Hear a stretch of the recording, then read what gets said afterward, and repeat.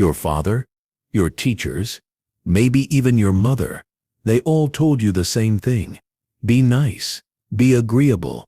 Don't make waves. Don't upset anyone. And people will like you. They lied. Machiavelli saw it centuries ago. He wrote, "Men are so simple and so much inclined to obey immediate needs that a deceiver will never lack victims for his deceptions." Do you see what he meant? People confuse weakness for goodness. They confuse obedience for virtue. And they confuse being nice with being valuable.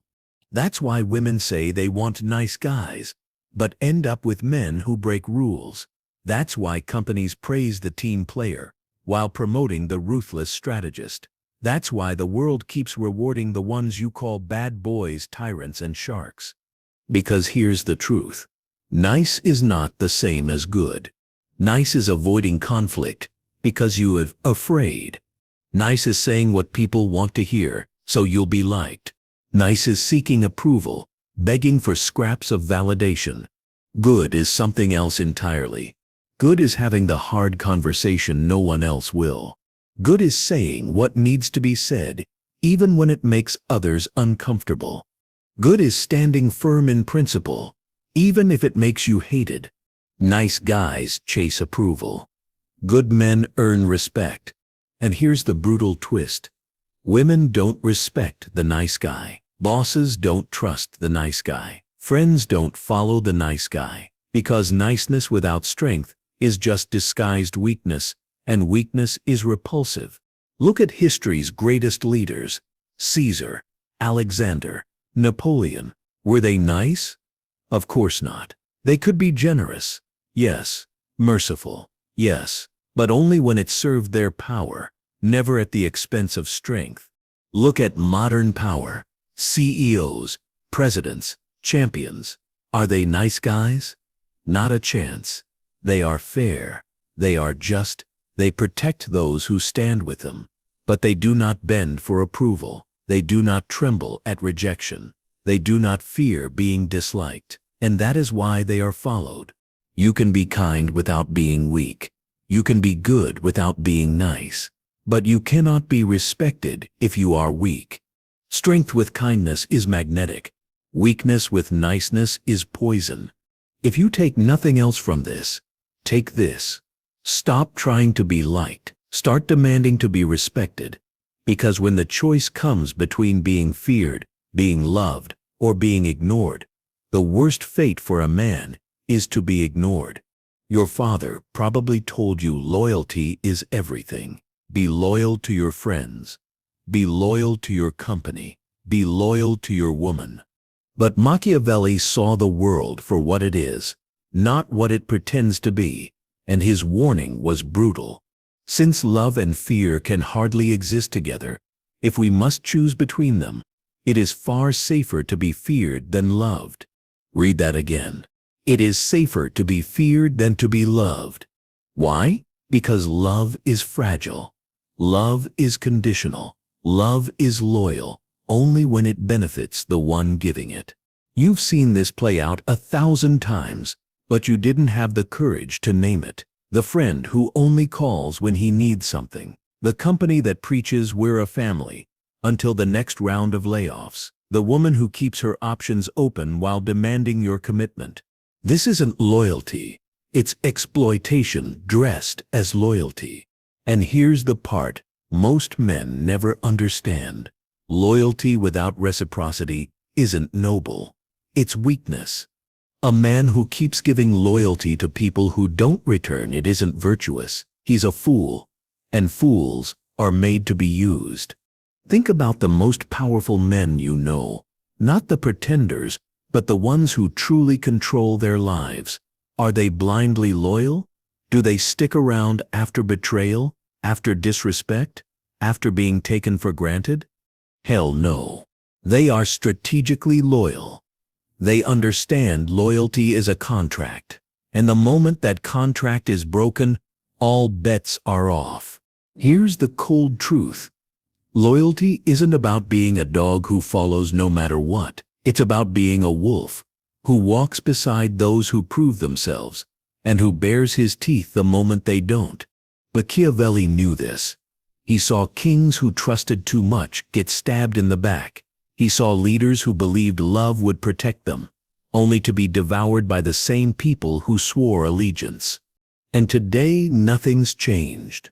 The workplace, the marketplace, even your home, loyalty exists, but only as long as it serves someone's interest.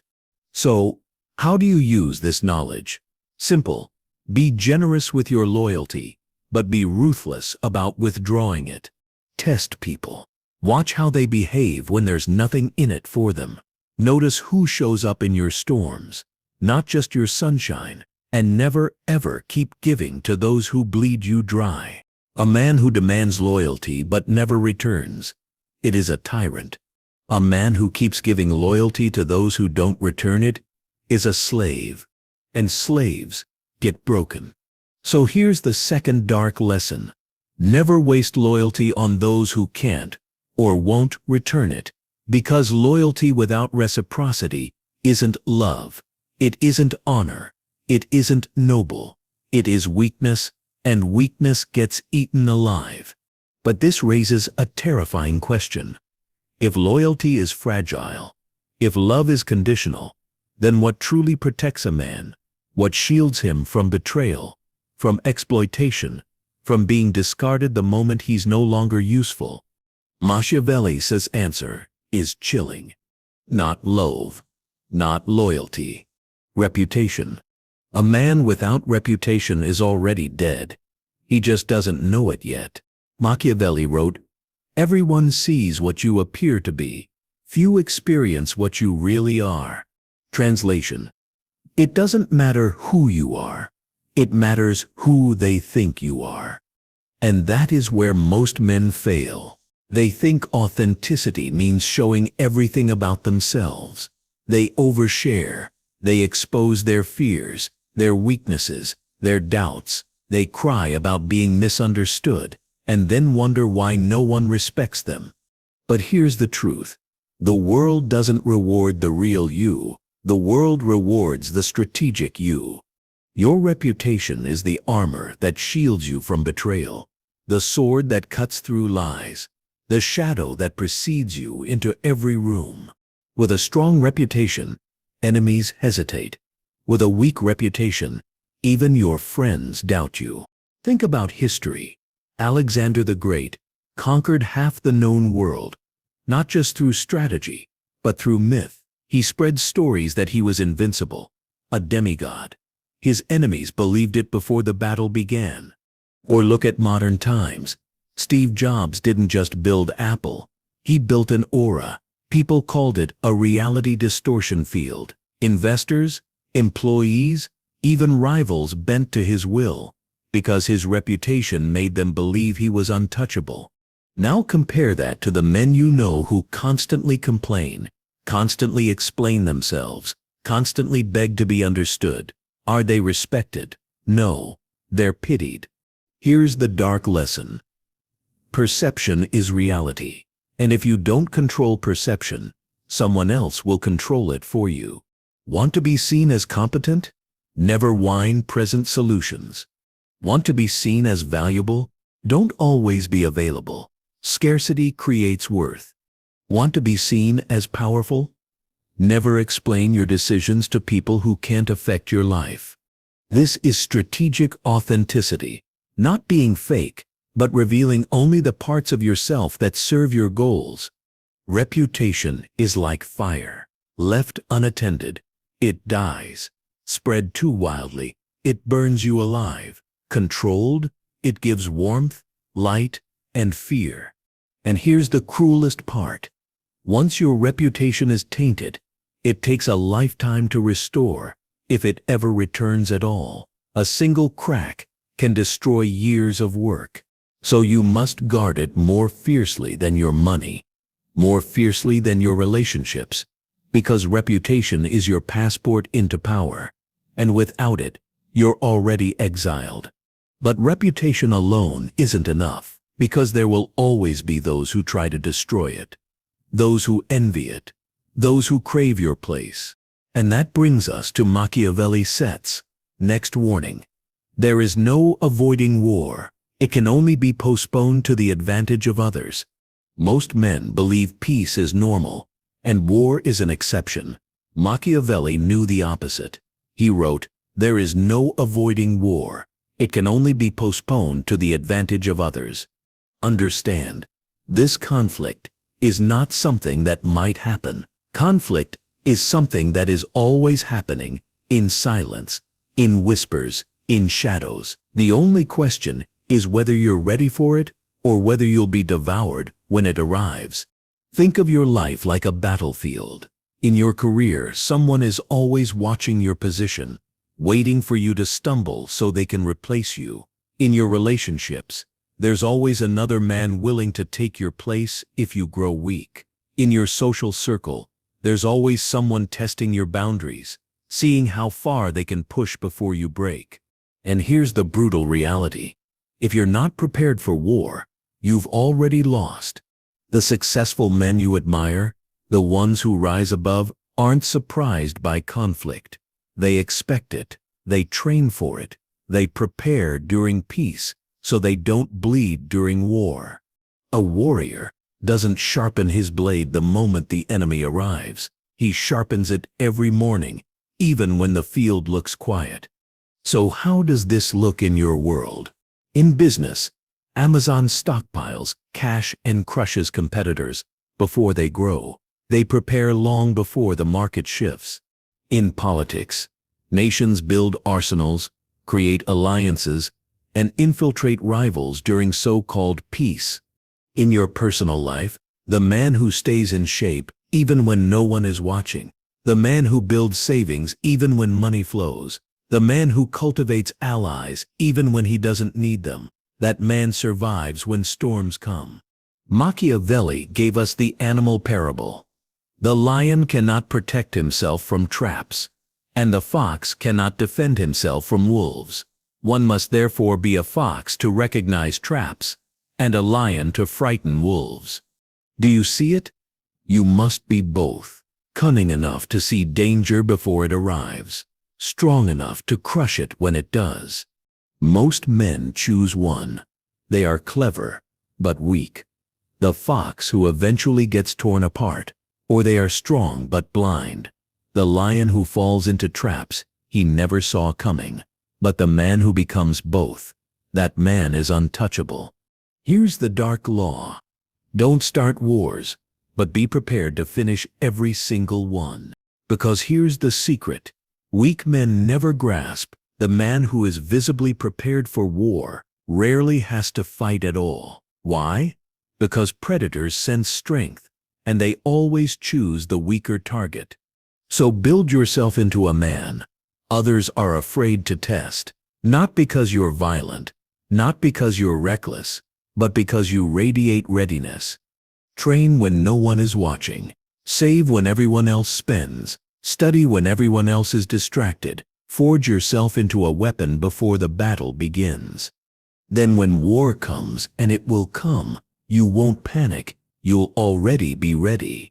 But let's be clear, even with strength, cunning, reputation, and readiness, most men still get destroyed for one simple reason: they confuse being nice with being strong. And that sits the final lie your father told you. People like to imagine that honesty rules the world, that truth rises to the top, that integrity always wins. That's the fairy tale. The reality? Deception has built kingdoms, toppled empires, and carved the path of history more than honesty ever has. Machiavelli wrote, "A prince never lacks legitimate reasons to break his promises." Read that again. He didn't say some men lie. He didn't say only the wicked betray. He said every leader, every ruler, every person of power eventually deceives. Because deception is not corruption. Deception is survival. Look at the natural world. The fox pretends weakness to lure prey. The snake camouflages itself before it strikes. The anglerfish waves a glowing lure until its victim swims into its jaws. Humans are no different. Politicians sell you dreams they never intend to deliver. Corporations disguise poison with marketing campaigns about family, joy, and freedom. Even in your own home, people promise loyalty and love forever and mean it only until it costs them. And yet most men cling to the illusion that honesty will protect them, that if they are good enough, the world will reward them. Fools. Machiavelli knew the truth. The deceiver will never lack victims, because men are simple, because men are desperate to believe the lie that comforts them. Here's the brutal part. If you refuse to deceive, you will still be deceived. If you refuse to play the game, you will still be a piece on someone else's board. Does this mean you should lie endlessly, cheat recklessly, betray at every turn? No, that's what idiots think power is. It means you must master the art of controlled deception, showing masks, hiding knives, revealing just enough to keep others blind to your real intentions. The world doesn't reward pure honesty. The world rewards strategic honesty. Tell the truth when it strengthens you. Lie when it protects you. Break promises when keeping them would destroy you. And above all, never forget that everyone else is already doing the same. Here's the law. No one dares admit the honest man isn't noble, he's prey. You've been told your whole life that morality is absolute, that there's good and evil, that the righteous are rewarded and the wicked are punished. But Machiavelli saw through that illusion. He understood what most men never will. Morality is not truth. Morality is control. Think about it. Who decides what's good? Not you, not the masses, the powerful. When rulers want obedience, they call it virtue to submit. When leaders want sacrifice, they call it honor to die for them. When elites want control, they redefine evil as anything that threatens their authority. And the masses swallow it whole, because believing in morality feels safe. It feels like the universe has order, like justice always wins. But history spits on that illusion. The church burned men alive in the name of morality. Nations justified slavery, conquest, and genocide in the name of morality. Modern governments bomb cities and call it defending freedom. Morality isn't about truth. It's about narrative. And those who control the narrative control morality itself. Here's the darker twist. The powerful rarely obey the morality they preach. They don't have to. They create it for you. They tell you it's wrong to lie while deceiving you daily. They tell you it's wrong to be ruthless while crushing competitors without hesitation. They tell you it's wrong to be selfish while hoarding wealth and power. Why? Because a population that believes morality is fixed is easy to rule. They'll police themselves. They'll condemn each other. They'll bow to authority, thinking it's righteous. Meanwhile, the powerful break those same rules whenever they need to. Machiavelli wrote, "A prince must learn how not to be good, and to use this knowledge, or not use it, according to necessity." This is the real law. Don't discard morality entirely. Wield it. Appear moral when it serves you. Break morality when survival demands it. And above all, never become a prisoner of someone else's moral code. Because the man who clings to morality at all costs is a pawn. But the man who bends morality to his will is a king. Every empire, every company, every family, every relationship survives on the same hidden economy. Not money, not love, not honor, but fear and reward. Machiavelli understood this law with brutal clarity. He knew men are not moved by abstract ideals, but by immediate sensations, the fear of pain and the hunger for pleasure. Strip away religion, politics, or morality, and you'll find the same machinery underneath. Kings keep their crowns, not by divine right, but because the people fear their wrath more than they hate their rule. Corporations keep employees in line with the dangling carrot of promotion and the whip of unemployment. Parents raise children, not through wisdom alone, but through rewards and punishments, woven into daily life. This is the true law of power. He who controls the balance of fear and reward controls men. Look around you. The politician who promises safety from enemies while offering tax breaks. The preacher who promises paradise while warning of hellfire. The lover who withholds affection as punishment, then floods it as reward. These aren't accidents. They are deliberate, ancient, effective. Most men fail because they only offer one side. They lead with love, giving rewards endlessly until their gifts lose all value. Or they try to lead with fear, ruling with cruelty until rebellion brews. Machiavelli knew the secret. The art is in the balance. Too much reward breeds entitlement.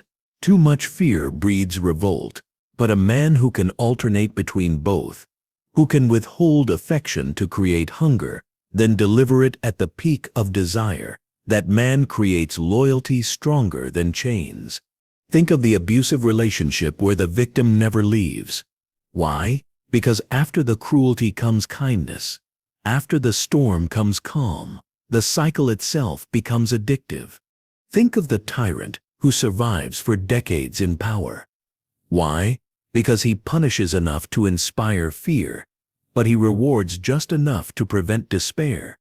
Now turn the mirror to yourself. How do you influence others? Through endless giving, hoping they'll love you, or through cold control, forcing them to obey? Both are weak. The true Machiavellian mixes the two like poison and honey, crafting dependence so deep that escape feels impossible. This is how you must think. What does this person fear losing most? What does this person crave most desperately? And how can I position myself as the one who controls both? Answer that, and you own them. People speak of trust as if it were stone, unshakable, permanent, sacred. But Machiavelli knew better. Trust is not stone. Trust is glass. It shines. It sumps beautiful. It reflects light. But the moment it cracks, it shatters, and it will never be whole again. Here's the first dark law. Trust is temporary. It exists only as long as it benefits both sides. Think about your own life. How quickly did a friend's trust in you vanish the moment you failed to serve their needs? How quickly did your trust in a leader collapse after a single betrayal? How many relationships died over one broken promise, no matter how many good deeds came before it? This is not the exception. This is the rule. The man who builds his life on trust is building on glass, and eventually it will break beneath his feet. Here's where the strong separate from the weak. The weak beg for trust. They make oaths. They plead. They demand belief in their true intentions. And when that fragile trust shatters, they collapse with it. The strong never beg for trust. They engineer it. They manufacture it through repetition, image, and controlled exposure. They use it as a tool, never as a foundation. The con artist survives, not because he is truly trustworthy, but because he knows how to appear trustworthy. The politician doesn't need genuine trust. He needs just enough to get the votes. The seducer doesn't need unconditional trust. He needs just enough to lower defenses. That's the second dark law. Trust doesn't need to be real. It only needs to be convincing. And here's the third, even darker law. The man who trusts too much is easier to control than the man who trusts nothing at all. Because the blindly trusting man will hand you the keys to his own destruction. He will forgive betrayal after betrayal, convinced you'll change. He will swallow excuses, no matter how hollow. He will cling to the illusion of trust long after it has died, because the alternative terrifies him. This is why weak men are devoured. They think trust is proof of love, proof of honor, proof of morality. But in truth, trust is just leverage. And those who understand this hold the leash around every blind believer's neck. Burn this into your mind. Never depend on trust. Use it, shape it, exploit it, but never build your survival on it. Because trust is not stone. It is glass. And it was made to break. Now you have seen what most men never will. That people are not rational, they are emotional. That loyalty without reciprocity is weakness. That reputation is armor sharper than steel. That war is not coming. It is always here. That niceness is weakness disguised as virtue. That fear outlasts love. That deception is survival. That masks are necessary. That morality is a cage. That betrayal is inevitable. That fear and reward are the true currencies of control. And that trust, the thing most men cling to, is nothing but glass waiting to shatter. You were told not to know this. You were trained to close your eyes, to obey, to play nice, to be harmless. But now, the blindfold is off. Now you see the world not as it pretends to be, but as it truly is.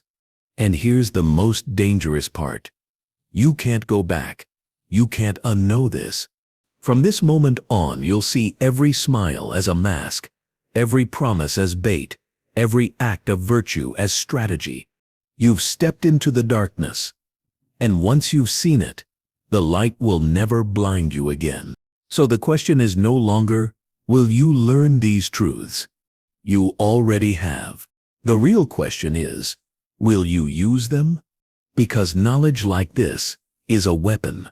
In the hands of the weak, it festers into paranoia and fear. In the hands of the strong, it becomes power. Power that bends the world. If you're strong enough to carry it, then walk forward with it. If you're too weak, then bury it and pretend you never heard me speak.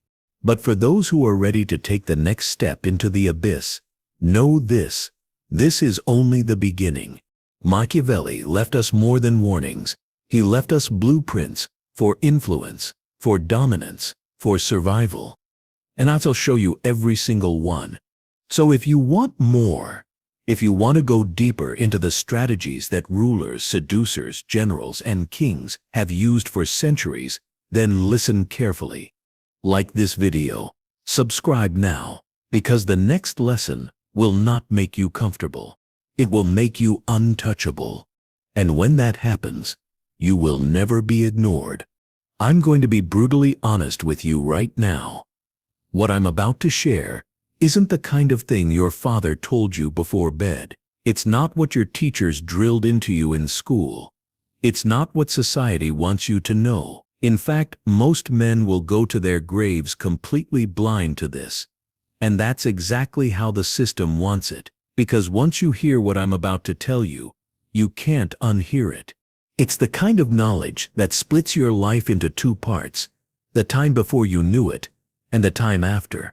500 years ago, a man named Niccolò Machiavelli put into words the most dangerous truths about human nature ever recorded. So dangerous that the Catholic Church banned his book. So powerful that kings, presidents, CEOs, and generals have studied it in secret while condemning it in public. Why? Because Machiavelli didn't write theory. He wrote the operating manual for human beings. Not how we pretend to work, not how we wish we worked, but how we actually work. And here's the part that should terrify you. The people who already know these truths are using them against you every single day, in boardrooms, in relationships, in politics, in war. They're playing chess while you're still playing checkers. So ask yourself, why didn't your father teach you this? Why didn't your teachers? The answer is simple, because their fathers didn't teach them, and because society has programmed you to believe that seeing reality makes you cynical, that strategy makes you manipulative, that understanding power makes you evil. But here's the brutal truth. Ignorance isn't virtue. Ignorance is weakness. And starting right now, I'm going to make you powerful. I'm going to make you dangerous. And once you see these truths, you'll never see human interaction the same way again. So before we go any further, hit that like button, subscribe, and turn on notifications, because what I'm about to reveal will make you see the world differently, forever, and you don't want to miss what comes next. You've been told your whole life that humans are rational, that we weigh options, that we calculate outcomes, that we make decisions based on logic and reason. That's a lie, and it's one of the most dangerous lies you've ever been fed. Machiavelli knew the truth 500 years ago. He wrote, "Men judge generally more by the eye than by the hand, for everyone can see and few can feel." Translation: people make choices based on appearances, on illusions, on what looks right, not what is right. And here's the dark reality. Most people don't want the truth. They want comfort. Think about it. The friend who begs you for advice about his failing relationship, but ignores you because the truth would hurt. The coworker who complains he's broke, but throws away money on Starbucks every morning because the ritual feels good. The woman who swears she wants a nice guy, but repeatedly falls into the arms of the man who treats her like an option. Logic dies the moment it collides with desire. Reason evaporates when faced with fear, lust, status, or comfort. That's the game. And you've been playing it wrong, because you've been told to persuade people with facts, to win arguments with evidence, to show people the rational path. But facts don't move, people's feelings do. The man who masters feelings, who knows how to bypass logic and speak straight to emotion, controls every room he enters. That man doesn't waste time trying to prove he's right. He makes people feel he's right, and that is infinitely more powerful. Think about the greatest manipulators in history. Hitler didn't rise to power with spreadsheets and statistics. He rose with speeches that inflamed anger, fear, and hope. Corporations don't make billions by showing you the chemical formula of soda. They sell you happiness in a bottle. Religions don't spread with philosophical debates. They spread by capturing the heart, the soul, the fear of damnation, and the promise of paradise. This is why you lose arguments. This is why your advice is ignored. This is why the people you want to influence slip through your fingers, because you thought people were rational. They're not. They're addicts, chasing feelings. So here's your first dark lesson. Stop trying to change minds with facts. Start shaping emotions. Want to make someone follow you? Don't tell them what's good for them. Show them what makes them feel good about themselves. Want to influence a partner? Don't argue about logic. Make them experience the pain of losing you or the joy of pleasing you. Want to dominate in business? Forget data. Craft a story that makes your audience believe you're the inevitable winner. The man who argues with facts is a school teacher. The man who manipulates feelings is a king. And once you understand this, you'll see through everyone around you. The politician's smile, the influencer's brand, the coworker's excuses, all masks designed to protect feelings, not reveal truth. But once you see the mask, once you know that beneath every action is an emotion, a weakness, a hunger, you can pull the strings. And that's just the beginning. Because if people are irrational, then loyalty itself must be an illusion. And that takes us to Machiavelli's next warning. There are only two kinds of men in this world, predators and prey. That's it. Strip away the polite masks, the politics, the morality, and what you're left with is the oldest law of nature. The strong take, the weak are taken from. And here's the hidden cruelty.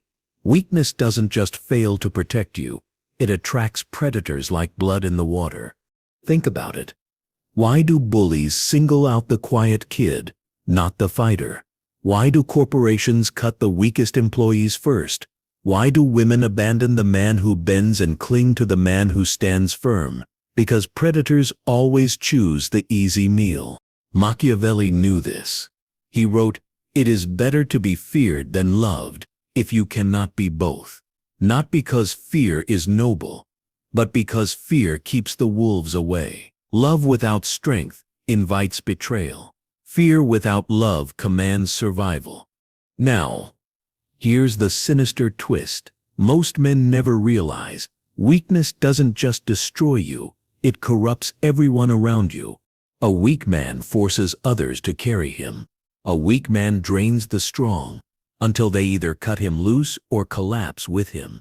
A weak man makes the world harsher for everyone else, because when predators devour him, they don't stop, they look for the next meal.